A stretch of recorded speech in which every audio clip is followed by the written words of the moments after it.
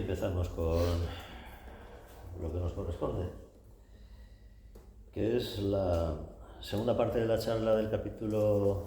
¿Qué capítulo era este? 17, 18, no me acuerdo ya.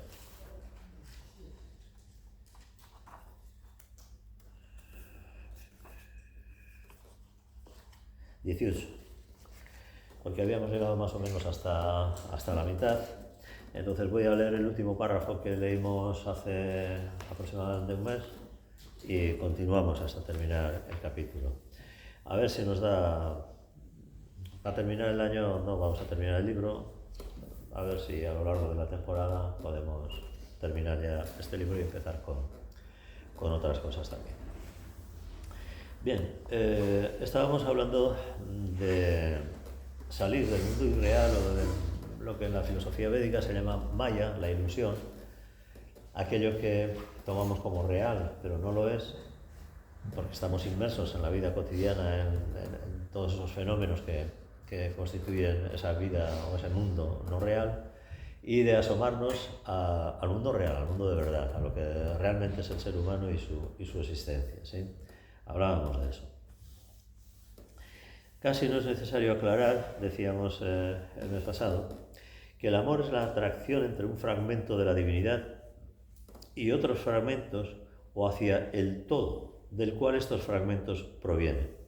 Esto es importante que nos demos cuenta, porque si cuando hablamos de las leyes universales hablamos de que es el karma, la evolución, el proceso de reencarnación y todas estas cosas, casi siempre nos olvidamos de la ley del amor.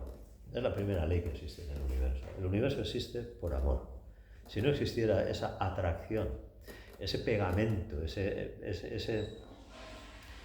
energía que aúna, que junta, que pega unas cosas a las otras, el universo se desintegraría. ¿Sí? Y poco caso le hacemos a esa energía. O mejor dicho, la forma de practicar que tenemos está muy lejos de practicar ese sentido unitivo, está muy lejos de la realidad, de lo que debería ser, ¿no? De lo que debería ser. ¿Qué es lo contrario del amor? ¿Qué es lo contrario del amor? ¿El? El ego. El ego. ¿Quién fabrica el miedo? Claro. Si el ego estuviera trascendido o estuviéramos trabajando con el ego para trascenderlo, si hubiéramos hecho el trabajo que tantas veces se nos inculca, por ejemplo, en cursos como el Enneagrama, sobre el desenmascaramiento del ego, el miedo no existiría.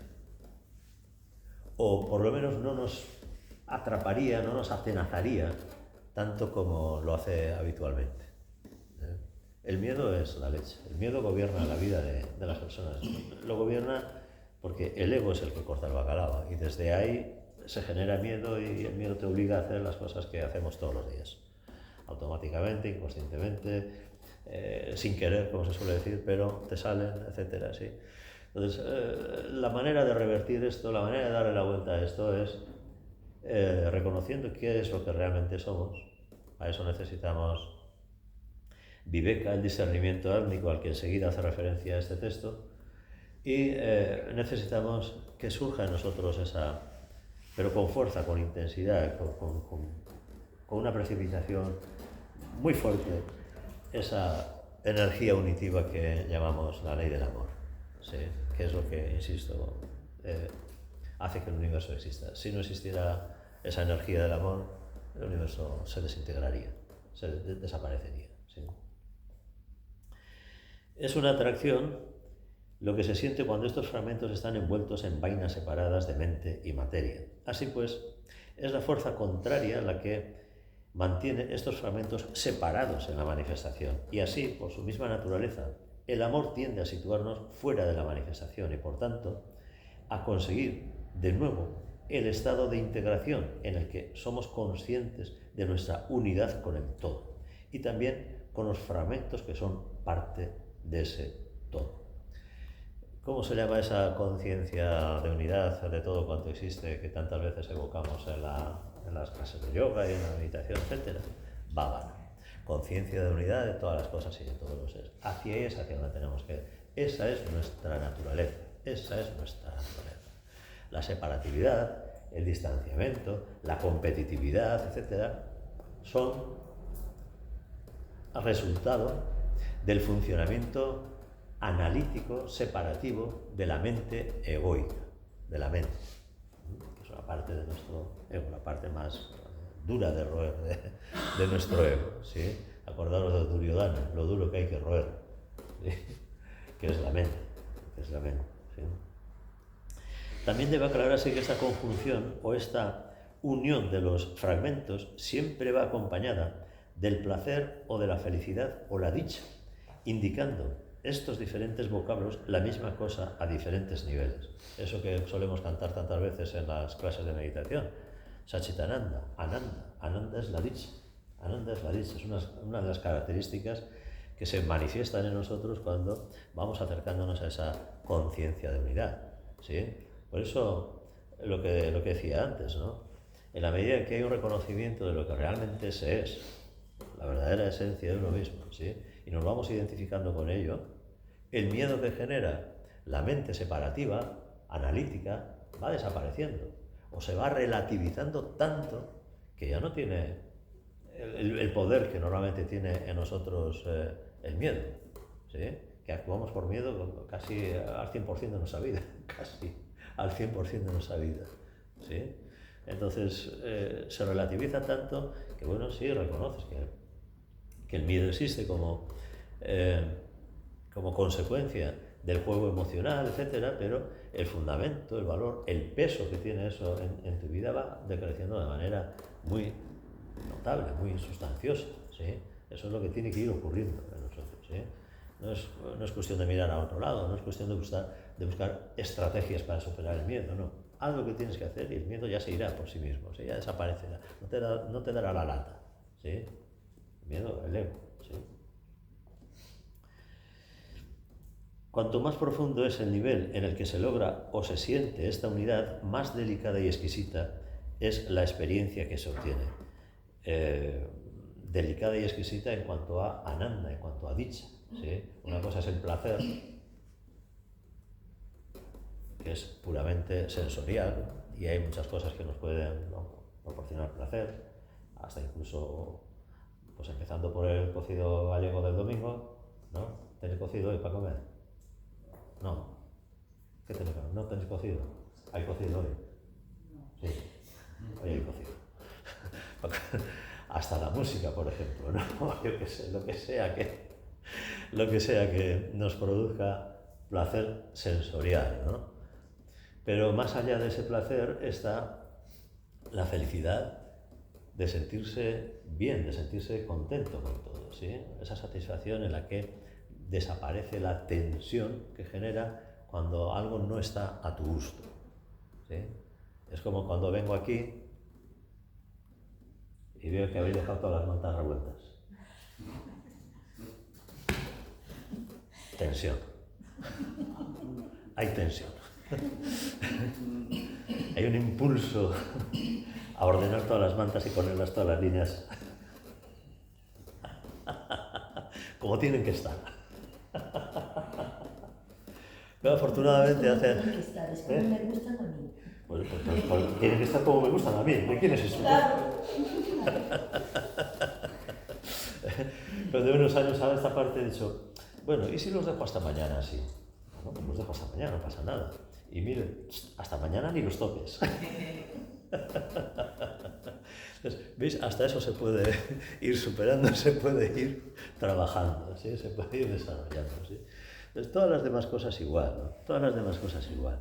No hay problema. Hay que ir cultivando, haciendo el esfuerzo, ¿no? Las cosas no suceden porque sí. Tienes que poner de tu parte, tienes que trabajar, pico y pala, que tantas veces decimos, ¿no? Tienes que hacer posible que estas cosas sean así, ¿no?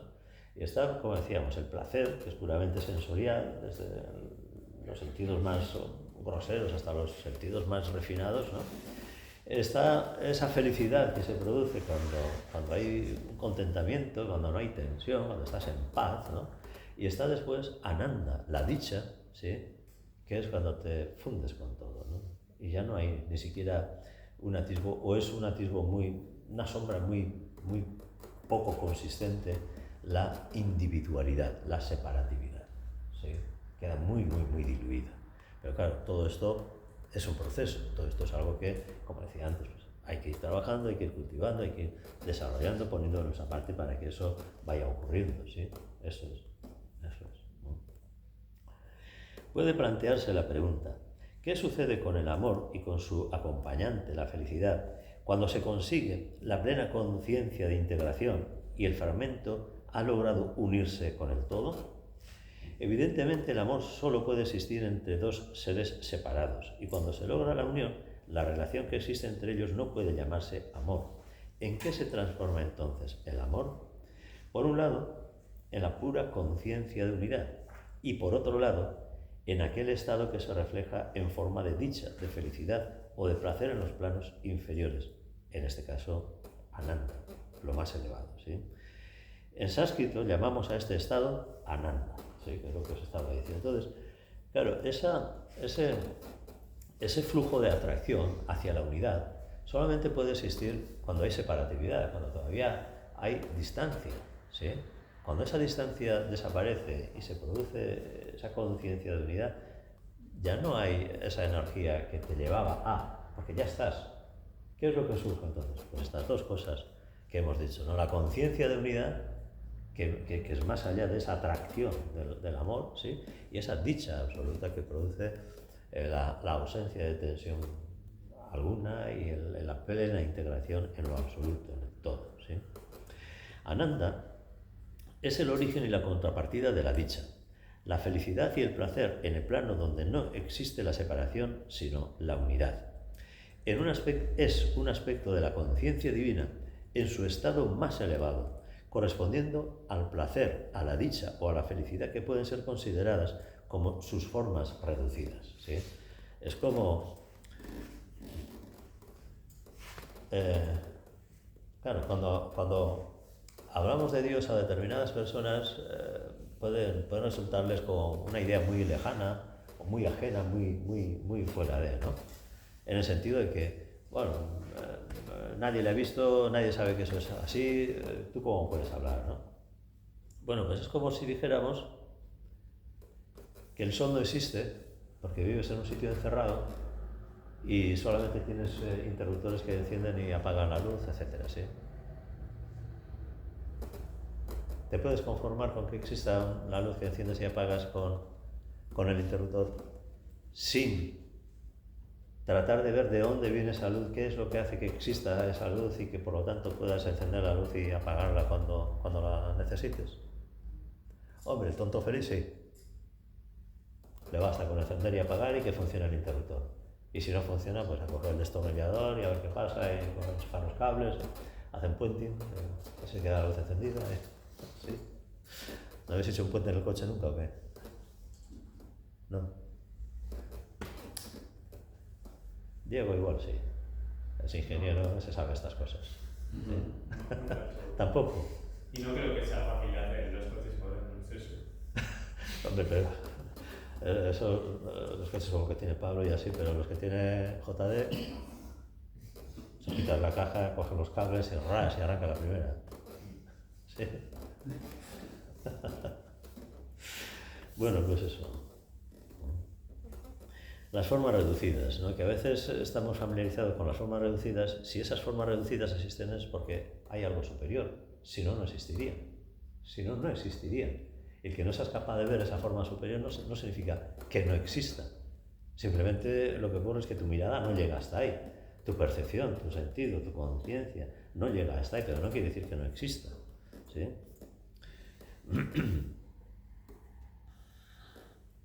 No existe ninguna palabra en inglés que implique la misma connotación. Qué pena, los ingleses, qué pena. No se enteran de nada. La palabra paz se utiliza frecuentemente para indicar ese estado más elevado de dicha, pero no transmite el pleno significado de la palabra ananda. No es suficiente. No es suficiente el concepto de paz para describir la dicha, ¿sí? Está mucho más allá. Pero bueno, está bien que los ingleses tengan sus miserias también, que no sean capaces de poner estas cosas, que se creen los amos del mundo, porque se den cuenta que no lo tienen todo. Ahora bien, la razón por la que esta cuestión del amor se ha suscitado aquí es para aclarar las dudas presentes a veces en la mente de algunas personas en relación al lugar que ocupa el amor en la vida espiritual. Algunas de estas personas parecen creer que es posible pisar el sendero del conocimiento de sí mismo sin que el amor aparezca en absoluto en el cuadro. Pueden citar ejemplos de sabios que no demostraron mucho amor emocional en sus vidas, aunque sí demostraron un remarcable grado de serenidad y de paz. ¿Quiere esto decir que el amor no representó ningún papel en su desarrollo? De ninguna manera. Tal vez no tuvo nada que ver el amor emocional, pero el amor no es necesariamente emocional. Su expresión depende del medio a través del cual se exprese. Si el amor encuentra expresión a través del cuerpo astral, entonces asume la forma de un sentimiento fuerte que normalmente asociamos con el amor. Si encuentra expresión únicamente a través del puro intelecto, puede estar faltado de sentimiento emocional, pero tomará la forma de una impetuosa investigación intelectual que puede ir tras la búsqueda de la verdad y puede llegar a ella por medio de la mera fuerza de un agudo discernimiento. Este es el sendero del Jnana Yoga. Es decir, asociamos el amor con el sentimiento, incluso muchas veces con el proceso emocional, ¿no? Claro, es lo que más habituados estamos a utilizar, a practicar, como decía antes, ¿no? A establecer entre las personas, etcétera, ¿sí? Pero no necesariamente tiene que ser así, no necesariamente tiene que ser así. Está bien que vayamos distinguiendo esa fuerza unitiva, que es el amor, con mayúsculas, del querer, que eso sí es un sentimiento. Incluso debería ser obligatorio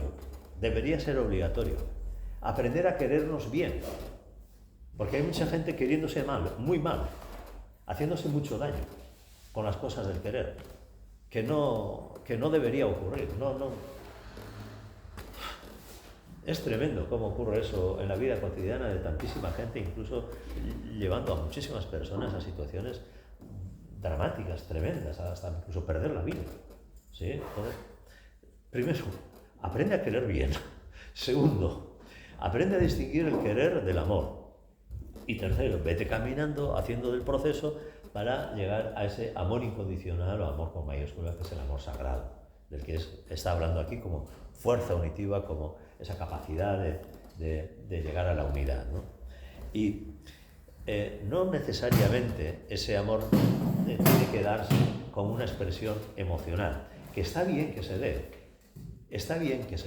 Lo que no está bien es que se quede ahí, que se quede solo con eso, porque eso va a llevar a un territorio que luego me parece que lo cita, hasta incluso peligroso, que ya veremos ahora, ¿sí?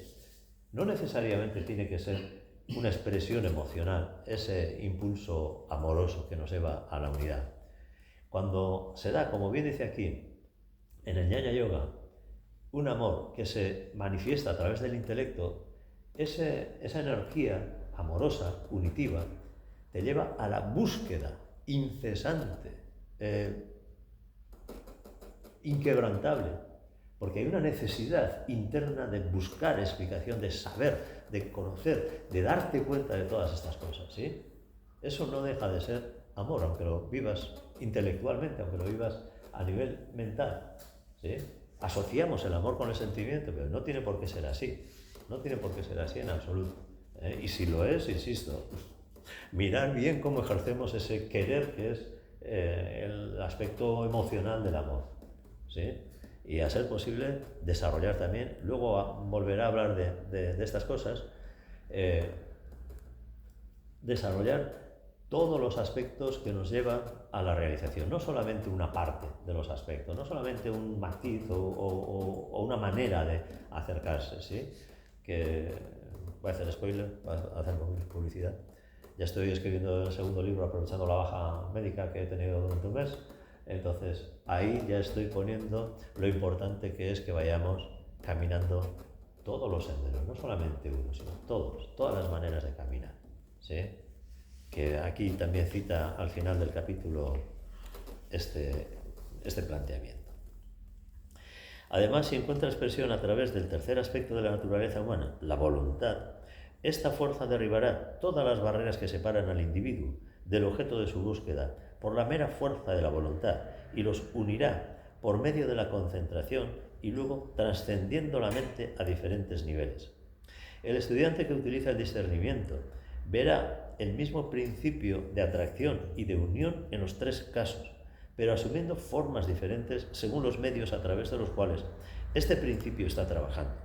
No es necesario que esta expresión, a través de un medio determinado, siga siendo la misma durante todo el tiempo en el caso de un individuo.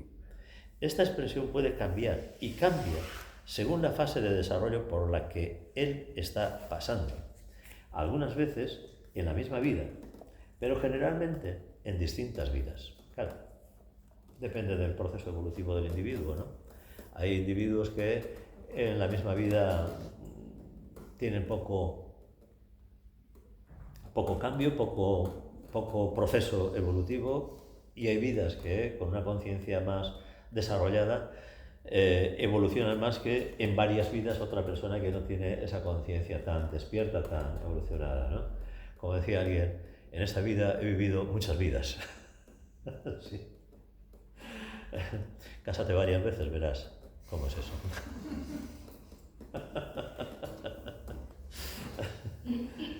Ya verás cómo es eso. Así que yo ya debo estar cerca de la realización, porque en esta vida ya no creo que me quede para más casamientos.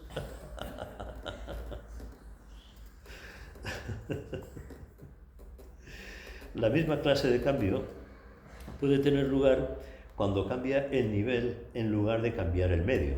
Incluso el amor emocional cambia su carácter cuando se transfiere a un nivel más profundo, es decir, cuando se transfiere al plano búdico, se vuelve más profundo, más sutil y menos violento y demostrativo. Por eso los bhaktas, los bhakti yogis o santos que manifiestan demostrativas expresiones de sentimientos en las primeras etapas de bhakti se vuelven serenos y equilibrados cuando su amor alcanza la madurez. La intensidad del amor no ha disminuido, sino que se ha incrementado enormemente, pero ahora se está deslizando por un canal más profundo y por lo tanto más controlado y menos demostrativo. No hace falta que sea tan explícito, ¿no? tan llamativo como a veces es la expresión del amor de los bhaktis, ¿no? De los bhakti yogas, ¿no?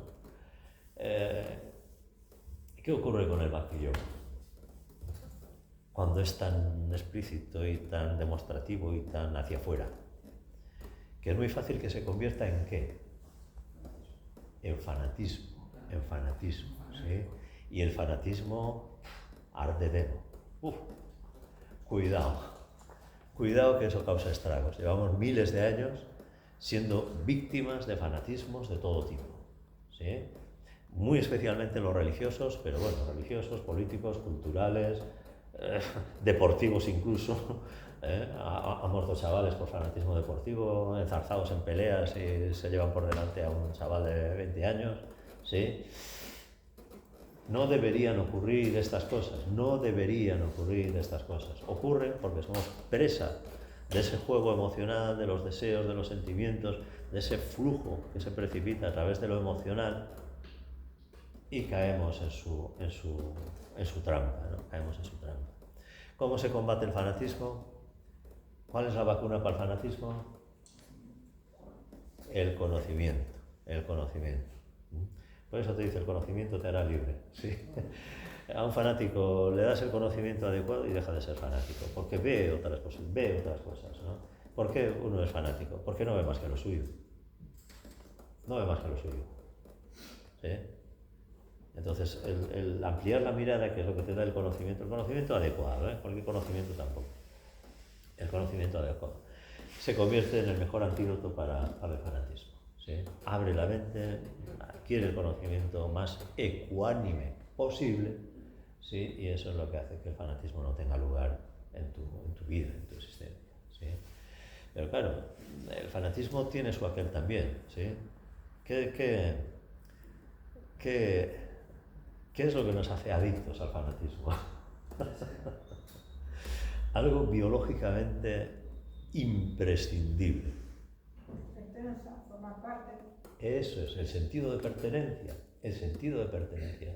Porque individualmente somos tan vulnerables y necesitamos tanto de la seguridad del grupo, del colectivo, sea familia, sea secta, sea yo que sé, una asociación de fútbol o de pádel, me da igual lo que sea, pero tienes que formar parte de, ¿sí?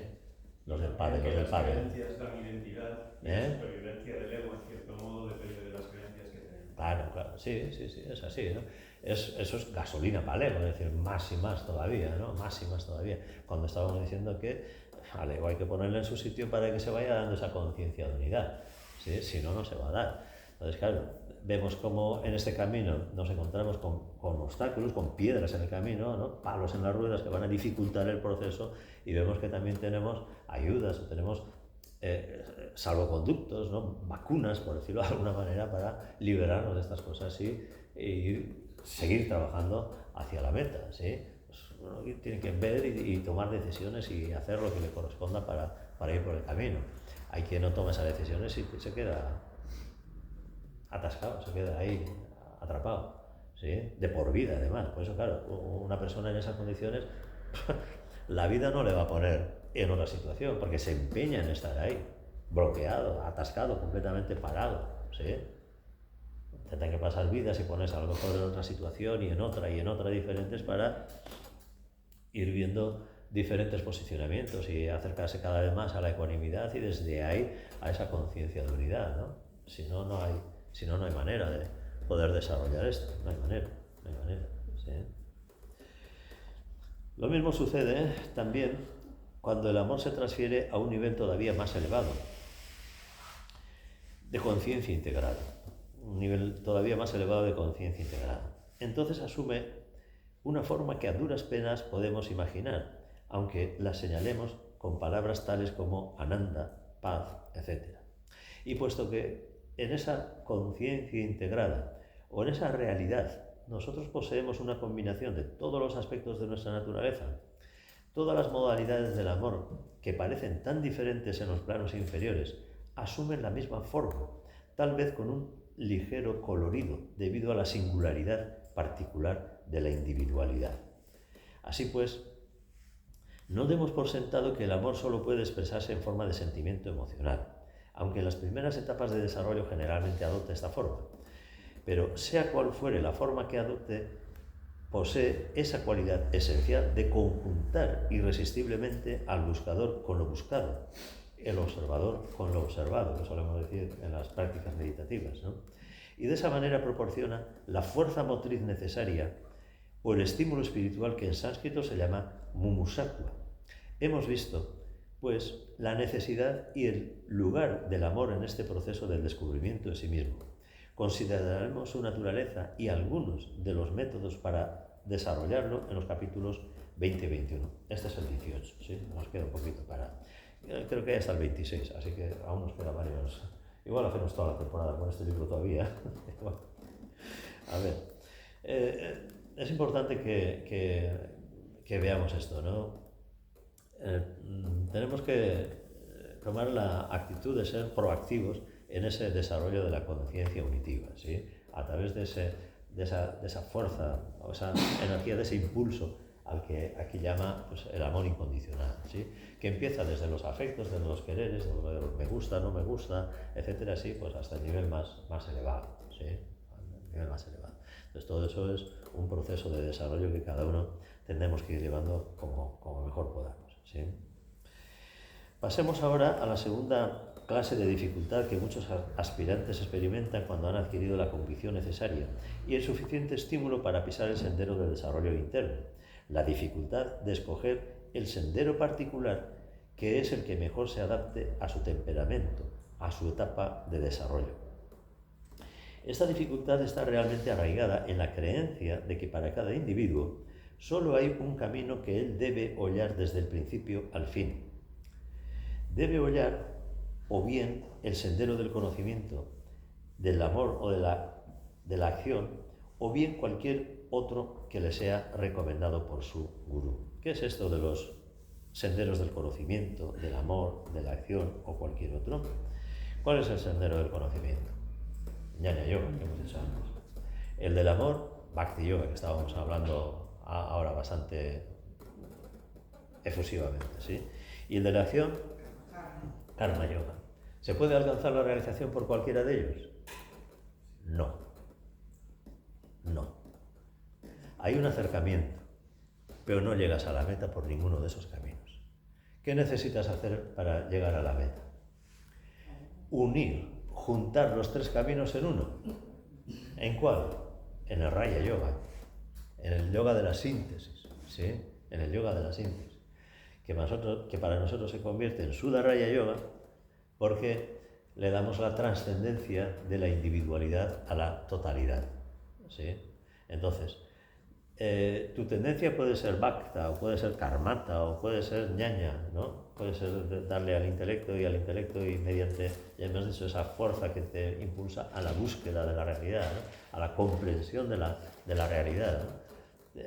No mostrarás muy efusivamente ese amor incondicional, pero sí hay una energía, un impulso, una atracción hacia esa verdad universal que no puedes dejar de indagar, buscar, investigar, etcétera, ¿no? Bueno, pues las tendencias de cada uno son las de cada uno. Pero si vamos por la vía del conocimiento, si no pones enjundia, si no pones entusiasmo, chispa, no va a haber suficiente impulso para llegar, ¿no? Tiene que haber ganas. Y esas ganas tienen que ver con el mundo emocional y los deseos sublimados, los deseos orientados o enfocados hacia lo superior, ¿sí? Si no hay eso, no va a haber movimiento. No va a haber movimiento. Y el movimiento se demuestra andando, es decir, pico y pala. Hay que coger las herramientas y ponerte a trabajar. Y viceversa, si tienes herramientas y te pones a usar las herramientas, pues probablemente no llegarás a nada, porque no harás más que dar palos de ciego. ¿Y esto para qué es? Y si no sabes, ¿y con esto qué puedo hacer? Y si no sabes, pues usarás las herramientas, pero no construirás nada, no llegarás a nada, ¿sí? Y muchas veces, además, si no hay, como decíamos antes, las ganas, pues dejarás de usar porque te cansa o te aburre o quieres probar otra herramienta y luego otra y luego otra y luego otra y no te va a llevar absolutamente a ningún lado. Es lo que pasa con las modas, ¿no? Se pone de moda una cosa, los de Pilatos, todo el mundo hace Pilatos. ¿Para dónde vamos? Pues no sé a dónde vamos, pero como está de moda, como lo hace la artista no sé quién, pues yo también como quiero ser como esa artista, pues me pongo a hacer Pilatos, ¿sí? O aeróbic, hace unos años era aeróbic, y luego fue el Zumba, y ahora es el Pilatos, y luego será lo que sea, ¿sí? Ah, es Pilates, no es Pilatos. Bueno, sí. Da lo mismo. Da lo mismo, porque no saben lo que hacen, ¿sí? Esto es como, para decir como Cristo en la luz, perdónales que no saben lo que hacen. Es algo así. A ver, yo no tengo nada en contra de todas esas cosas, ¿no? Es simplemente el ver, lastimosamente, en el sentido de que me da lástima ver a las personas perdidas en esas cosas, sin saber lo que hacen, para qué lo hacen, a dónde les lleva, y que podrían estar yendo hacia otra cosa mucho mejor que lo que están haciendo, siguiendo una moda que dentro de unos meses o cuando sea cambiará y aparecerá, vete a saber qué, ¿no? Pues, lo que sea, ¿no? Entonces, ninguno de estos caminos nos va a llevar a la meta. Hay que ir juntando todas y haciendo la síntesis, ¿sí? Haciendo la síntesis. Una cosa es tu tendencia natural y otra cosa es que desde esa tendencia vayas sumando, vayas añadiendo a tu vida pues, lo que te falta. ¿Por qué se llama, o por qué es el lema de nuestra escuela? Añade a tu vida lo que le falta. Porque sin añadir eso no hay paraíso, ¿no? No hay paraíso, como decíamos el otro día, ¿no? Cuando decíamos lo de sin tentaciones no hay paraíso, ¿sí? hay que buscar esa salida. Entonces, una cosa es que sigamos las instrucciones de nuestro maestro, el gurú, que dice aquí, ¿no? Que nos recomiende esto o lo otro, lo que sea, ¿no? Que yo a Amada, por ejemplo, nunca le he dicho decir a nadie lo que tiene que hacer. Nunca. por mucho incluso que le vayas pidiéndole consejo o preguntándole qué es lo que te podría servir mejor, nunca te va a decir lo que tienes que hacer. Nunca, ¿eh? Yo llevo 45 años con él. Bueno, dentro de unos meses serán 45 años. Nunca le he visto decir lo que tienes que hacer o lo que no. Pero bueno, hablando con él, ocurre magia. Y la magia que ocurre es que te das cuenta de lo que tienes que hacer. ¿Sí? Solo por hablar con él. Él no te dice nunca nada, pero solo por hablar con él surge la magia. ¿Sí? Eso es un verdadero maestro. Eso es un verdadero maestro. ¿Sí? Que te enseña sin decir nada. Es difícil entender cómo prevalece este falso concepto cuando hay afirmaciones muy contundentes que indican lo contrario. Tomemos, por ejemplo, estas dos afirmaciones que aparecen en la obra Luz en el Sendero. Cada hombre es absolutamente para él mismo el camino, la verdad y la vida. Es decir, pues como decía Machado también, ¿no? El camino se hace caminando. Pues cada uno vamos con lo nuestro. Pero sí que hay unas cosas que tenemos que ir poniendo en marcha en nuestra vida. Sí que hay.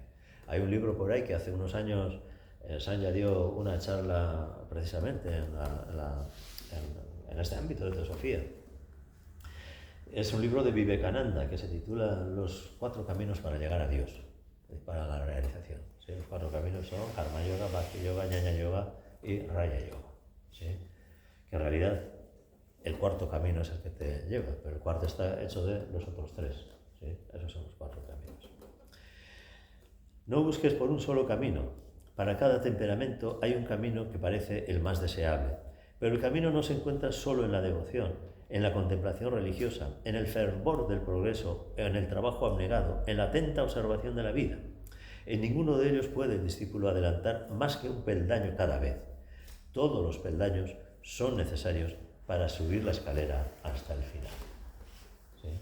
Todo es necesario. Por eso tienes que ir desarrollando todos los aspectos, aunque tu tendencia sea una, ¿sí? Y tienes todo el derecho del mundo además a tener esa tendencia y a tenerla como referencia principal en tu trabajo, pero no desdeñes lo demás, no apartes de ti lo demás, todo lo contrario, todo lo contrario. No podríamos encontrar una afirmación más inequívoca y además esta afirmación es de un adepto del ocultismo, lo que decíamos de todos los caminos, ¿sí? Pero aparte de estas claras indicaciones sobre esta cuestión, la misma naturaleza del hombre, su origen, el método evolutivo, su destino final, excluye la idea de la consecución de una perfección completa siguiendo un sendero determinado. El hombre posee muchos aspectos en su naturaleza inferior y en su naturaleza superior. ¿Cómo puede desarrollarse una perfección completa siguiendo un método particular de desarrollo? ¿Puede imaginarse un ser humano perfecto sin amor, o sin conocimiento, ni voluntad, ni capacidad para una acción eficaz desarrollada a un grado elevado? ¿Y pueden estos aspectos diferentes de su naturaleza desarrollarse hasta la perfección sin entrenamiento, de acuerdo con las distintas líneas en diferentes ambientes y adoptando distintas clases de métodos y técnicas en tiempos diferentes? Pues no es posible, ¿no? Por eso la necesidad de hacer el trabajo completo. Siempre decimos igual, pico y pala, hay que esforzarse, hay que ponerse a ello, hay que ir desarrollando todo, no te quedes solo con una parte, ve mirando esto y esto y esto y ve completando todo el trabajo, ¿sí? ¿Que requiere esfuerzo? Sí. ¿Y qué? ¿Qué otra cosa hay más importante que hacer en la vida? ¿Hay algo más importante que esto? No hay nada más importante que esto. La cosa es que te ocupes de tus hijos o de tu empresa o de tu lo que sea, ¿sí? Y otra cosa es que cumplas como ser humano lo que te corresponde, que es evolucionar y alcanzar la plenitud, ¿sí? El deber, el dharma, ¿sí? Si no es así, entonces es evidente que debe adoptar diferentes métodos cada vez en el curso de su evolución.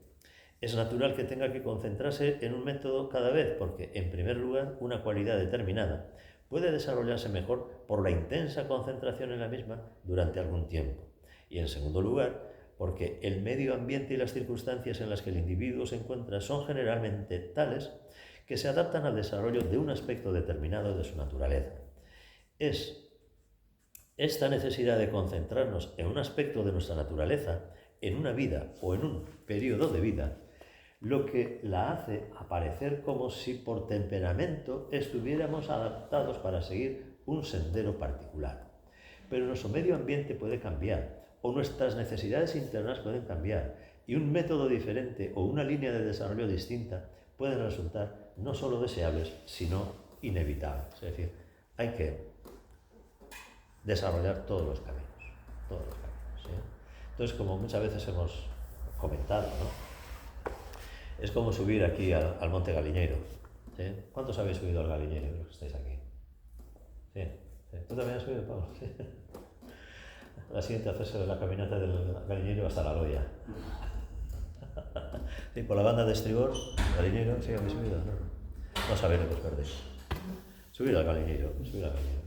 Entonces, hay varios caminos para llegar al Galiñeiro, ¿no? Desde Vicios puedes coger el camino que lleva casi todo el mundo, pues con unas zapatillas buenas o unas botas mejor, para que no te tuerzas el tobillo en alguna piedra que esté así mal colocada o tal, pues se llega bien, ¿no? JD, se llega bien.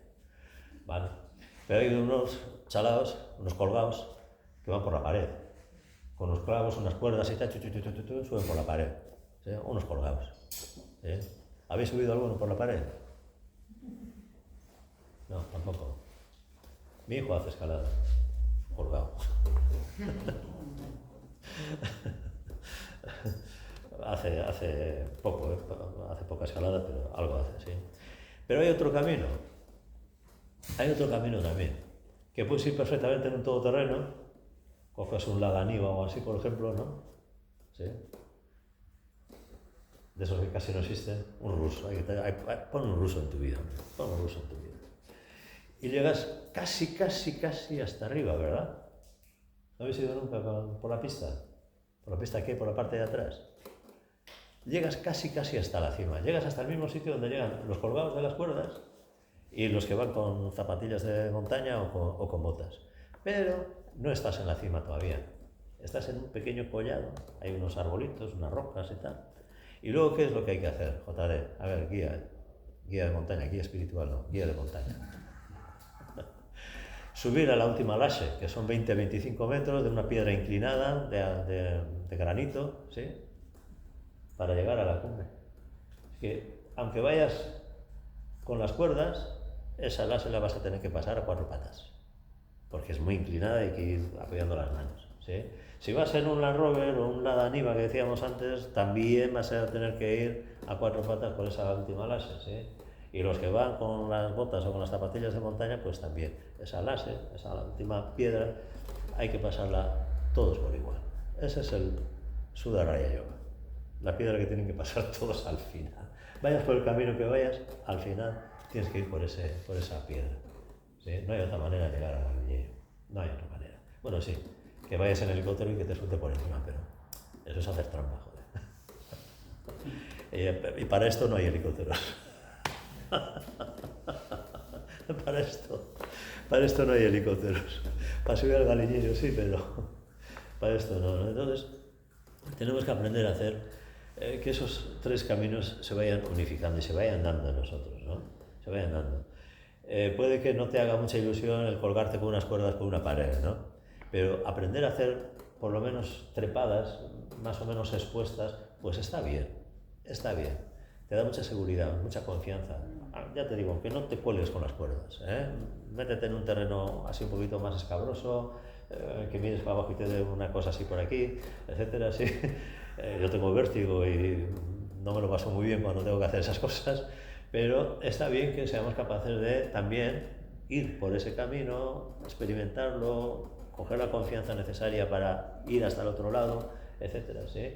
Y lo mismo con el camino, iba a decir cómodo, no es más cómodo el del conocimiento, ¿sí? Parece que no estás haciendo nada más que reflexionar sobre el conocimiento, sí, pero hay un trabajo intenso de investigación, de descubrimiento, ¿sí? Entonces, por cualquiera de los caminos vas a tener que sumar los otros y al final pues hacer el trabajo completo, ¿sí? El trabajo completo, ¿vale? De manera que esta concentración en un aspecto particular de nuestra naturaleza, siguiendo un sendero determinado, más bien se considerará como una fase de nuestro desarrollo y no a la luz de nuestra singularidad individual.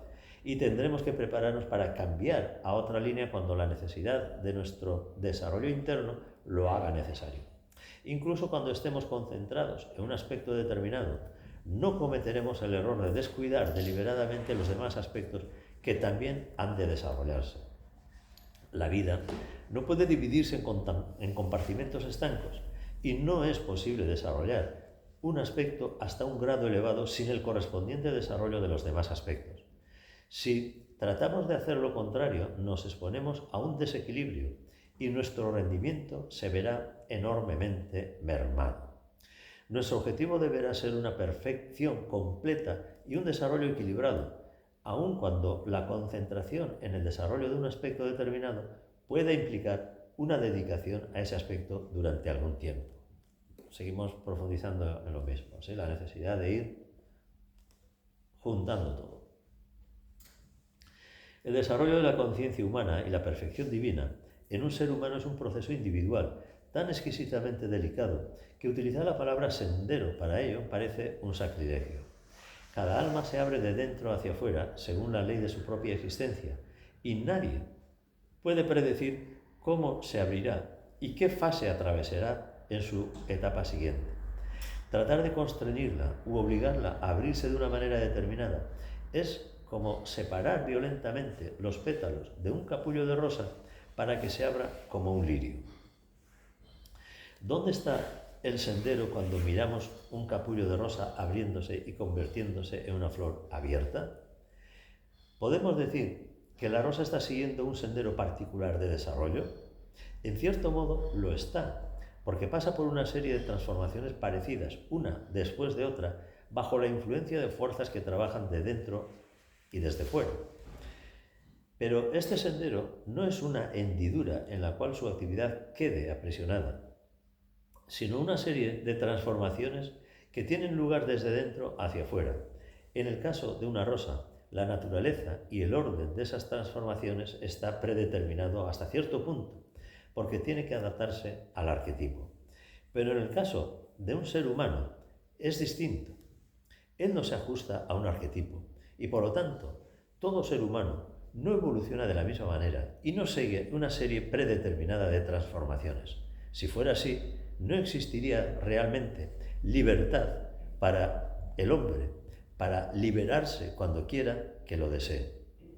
Cada uno tendría que esperar hasta la séptima ronda, tal como muchos de nosotros han decidido hacer.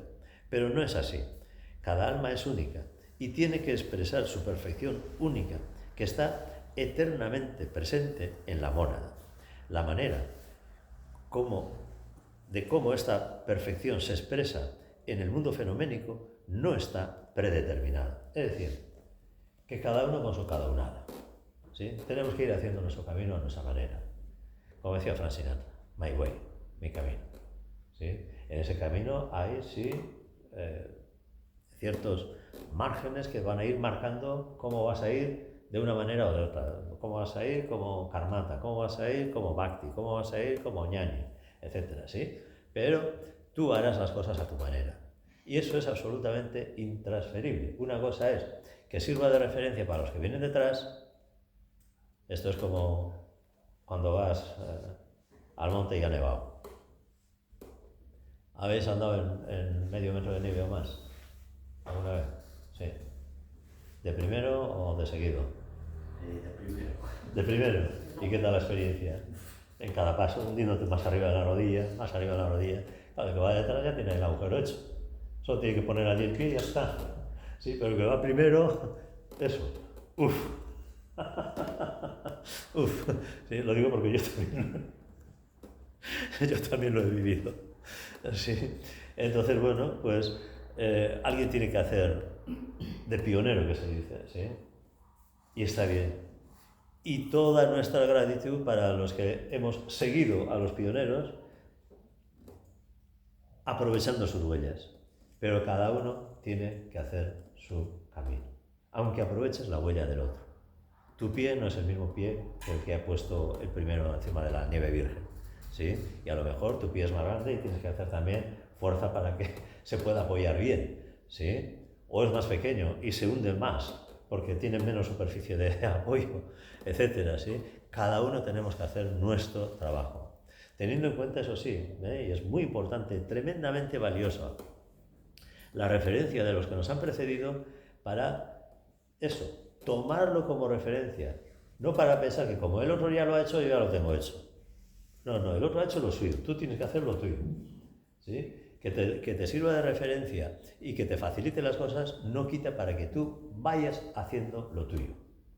¿Sí? Que a veces nos olvidamos de eso. Yo le sigo al maestro y como el maestro está iluminado, pues ya nos iluminaremos todos. Esto de esperar hasta la séptima ronda, tal como han hecho muchos de nosotros, va a ser que no vale. Va a ser que no vale. Así que espabilar y a trabajar y a trabajar. Volviendo al mismo punto, puede decirse, por lo tanto, que nosotros en realidad no tenemos que escoger definitivamente ningún sendero, más bien hemos de seguir un método determinado durante un tiempo según las necesidades de nuestro desarrollo interno.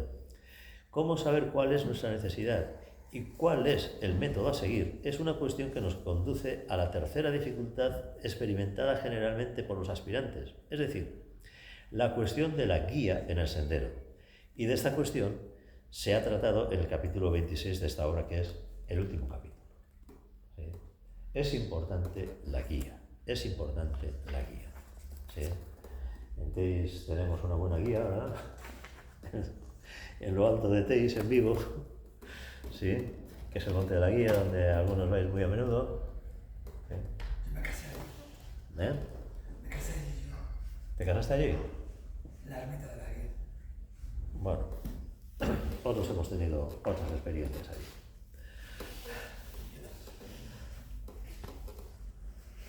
Yo he ido a dar clases de yoga, por ejemplo, allí en la guía, en la Carballeira de la guía, durante algunos años, sí, en verano.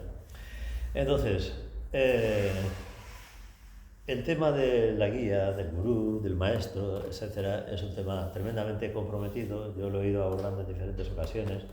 En el primero de los libros, en el sentido del yoga, está bien manifestado. En el segundo de los libros que estoy escribiendo, no os voy a decir el título todavía, aunque ya está puesto, pero ya se verá si queda con ese título o no al final.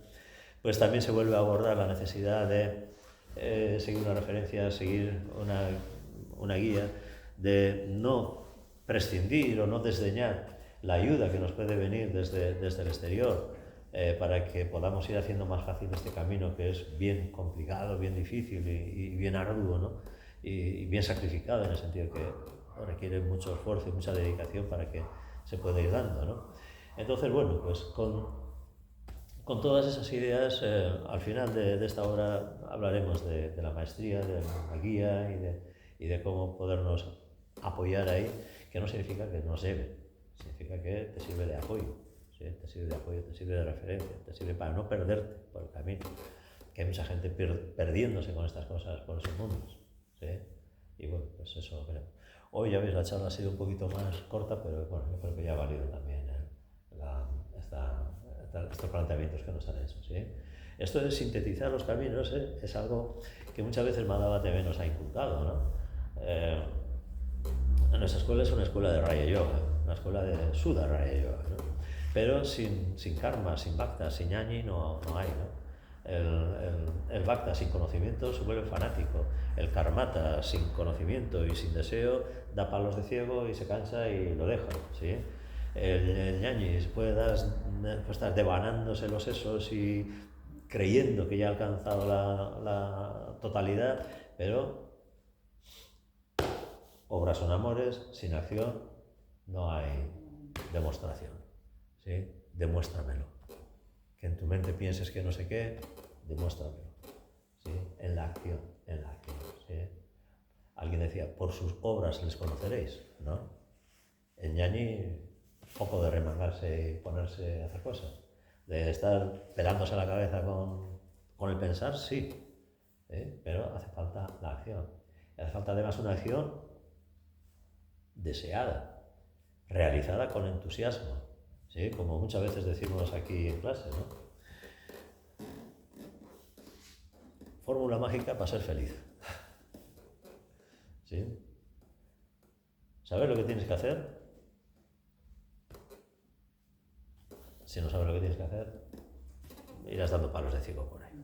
o irás desperdigándote por el mundo, ¿sí? Saber lo que tienes que hacer. Hacerlo, ponerte en marcha, acción, queriéndolo hacer, esto es lo que quiero, esto es lo que voy a hacer que sea mi vida, ¿sí? Y disfrutando de hacerlo. ¿Cómo disfrutas de hacerlo? Algo que, primero, no sintiéndote obligado. Por eso lo de queriéndolo hacer. Es completamente diferente que alguien te obligue a hacer algo a que tú quieras hacerlo, ¿sí? Cuando viene a Figueirido a la Meli, nos hacían andar por los montes de aquí para arriba, dando vueltas por ahí. ¿Sí? Un mes antes de venir a la Meli me pasé una semana fuera de casa caminando monte arriba, monte abajo, monte arriba, monte abajo, con una mochila de 40 kilos, ¿sí? Sin problema ninguno. Paraba donde llegaba, dormía en cualquier sitio, bajaba a un pueblo, compraba comida, comía para no cargar con ella, seguía caminando, etcétera, ¿sí? Pero que me obligaran a caminar por aquí con un tío que ni siquiera sabía dónde iba y encima se perdía, y eso que era de aquí, ¿eh? Y yo, ¡jo! ¿Esto qué es? ¿Esto qué es? Quítamelo de delante que me lo... Claro, no le podía porque llevaba cositas aquí, no le podías hacer nada porque si no...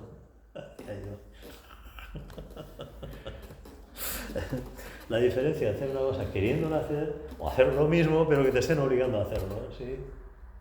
De blanco al negro, o sea, completamente, ¿sí? Y muy importante, disfrutar de hacerlo.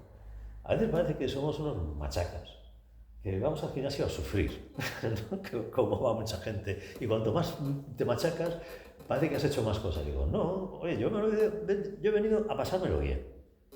¿Sí? Mucha gente me decía, en Redondela sobre todo me decían, porque hacía muchos chistes con la gente mayor allí, nos reíamos mucho con la gente mayor. Joder, qué bien te lo pasas, ¿no? Vienes aquí, qué bien te lo pasas, ¿no? Y dice, joder, encima de venir a trabajar, ¿me lo voy a pasar mal o qué? Vengo a trabajar, a disfrutar de trabajar, a disfrutar de trabajar, ¿sí? ¿Disfrutas mucho de tu trabajo, Alice? Hay momentos, hay momentos. A veces hasta sí. ¿Sí? Sí, claro. Hay encuentros, ¿no? Hay encuentros, sí. Pues eso, disfrutar, ¿no? Este camino es para disfrutarlo. Es para disfrutar. Por eso insiste tanto Madaba en estar contento, ¿no? Hay que estar contento. Y contento se está pues, cuando disfrutas del camino. Cuando sabes que eso es lo que tienes que hacer, porque es lo más importante que puedes hacer, lo haces queriéndolo hacer, ¿no? Porque eso es lo que quieres que sea tu vida, ¿no?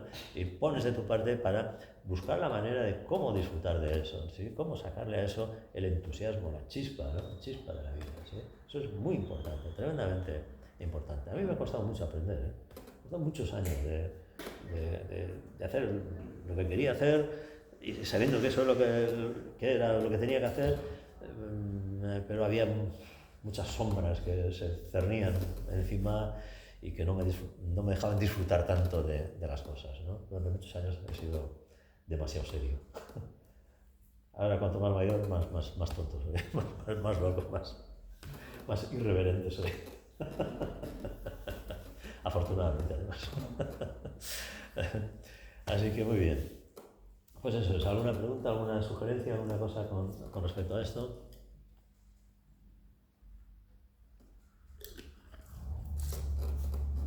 ¿Qué os sugiere eso de disfrutar de hacer el camino? ¿Sí? De querer hacer, saber lo que tienes que hacer, ponerte a hacer porque eso es lo que quieres, queriéndolo hacer, ¿no?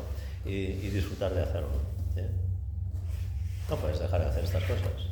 Lo mejor que puedes hacer. Lo demás es menos. Lo demás, bueno, te ocupas de las cosas porque, pues, si quieres comer un plato limpio, tendrás que fregar el plato, ¿no? Fregar el plato, disfrutando de fregar el plato y ya está, ¿no? Pero es lo de menos, ¿no? Eso trasladarlo a la vida cotidiana también, ¿eh? ¿Es fácil eso? Cuando estás con la... ¿Qué usas tú? ¿Plumilla? Ahora con ordenador no os manches los dedos ni nada, ¿no? Sabes que lo que hay más allá de ese trabajo merece la pena. Claro. Yo estuve durante meses trabajando en un equipo de limpieza de un hipercor. Limpiando el suelo, limpiando mierda. Limpiando mierda. De 11 de la noche a 6 de la mañana trabajábamos. Luego dormía media hora y me iba a dar las clases de... Llevaba a los niños al cole y me iba a dar clase. Luego, después de comer, dormía otra media hora y me iba a las clases de la tarde y luego cenaba y me iba a trabajar al Corte Inglés. Al Corte Inglés de Gijón. A limpiar. Y decía, joder, jamás en mi vida me hubiera imaginado que fuera a pasar por una experiencia de estas, ¿no? ¿Sabéis el peor sitio que era? ¿Cuál era el peor sitio para limpiar de todo el peor? Las cajas. La zona de cajas, porque allí caía de todo. Caía de todo. Cualquier botella de licor que te dejaba el suelo pringoso, que se le acaba el pegado al suelo, o una Visaoro, que también me la encontré allí en la caja. Te puedes encontrar de todo ahí. Entonces, para mí fue durísimo, fue durísimo porque, aparte que no dormía y todo eso, pues fue durísimo. El trabajo físico, nunca he sido muy portento de trabajo físico y me costaba mucho. Pero me sentía tremendamente agradecido de poder hacer ese trabajo, ¿no? Y poder dejar todo limpio y en orden, pues al día siguiente la gente que viniera ahí, pues lo encontrara todo en condiciones de poder disfrutar de poder estar allí, ¿no? Entonces, al acabar el trabajo le dije al capataz, que era gallego además, era gallego. Luego se vino para Galicia y montó una empresa aquí de lo mismo. Le di las gracias y se me quedó mirando, ¿tú te has fumado algo o qué? Pues no, oye, os doy las gracias por haberme dado la oportunidad de trabajar aquí y de haberme encontrado esto y haber vivido esta experiencia, ¿no? A mí ha sido buenísima la experiencia, durísima también, ¿no? Muy dura porque no soy... A trabajar físicamente no estoy muy dotado, pero sí muy buena experiencia. Digo, bueno, vale, ya está. Se quedó todo extrañado que le agradeciera el poder trabajar allí. Y a mí me fue una experiencia tremendamente gratificante. Para entonces ya había aprendido a disfrutar un poquito más de estas cosas, ¿sí? Para que veáis que... nuestra mano está, ¿verdad? Que en nuestra mano está. Sí, está en uno, está en uno. No es que, porque hay gente que ya le puedes poner en el mejor sitio del mundo y en las mejores condiciones posibles, alguna mierda encontrará. Y algo verá de lo que quejarse, a lo que criticar y por lo que sentirse mal. Está en ti. Tú decides si estar en la sombra o ponerte en la luz y ver de otra manera las cosas. Entonces, tú tienes que tomar esa decisión. Y el tener en cuenta las cosas que nos explica aquí Taimni, ¿no? Y ir haciendo ese trabajo de ir desarrollando todos los aspectos del ser humano, aunque tu tendencia sea de una manera determinada, pero darte cuenta de esto y poner el entusiasmo para que se vaya desarrollando todo esto y estar lo más pleno posible todo el tiempo y creciendo, ¿sí? Como dice Madaba muchas veces, de bien a excelente. ¿Sí? Cuando le preguntan cómo está, de bien a excelente, suele responder él. En esa tesitura, ¿no? En esa actitud, estoy fantástico, pero voy a estar mejor, voy a hacer mejor, ¿sí? Voy a hacer mejor. Así que hay que estar ahí, Diego, hay que estar ahí. Y bueno, para todos, para Diego también, para todos. Bueno, pues gracias por venir. Si no tenéis ninguna otra cosa que comentar, vamos a hacer el último minuto de introspección, de silencio. Vamos a sentarnos un momento con la espalda derecha.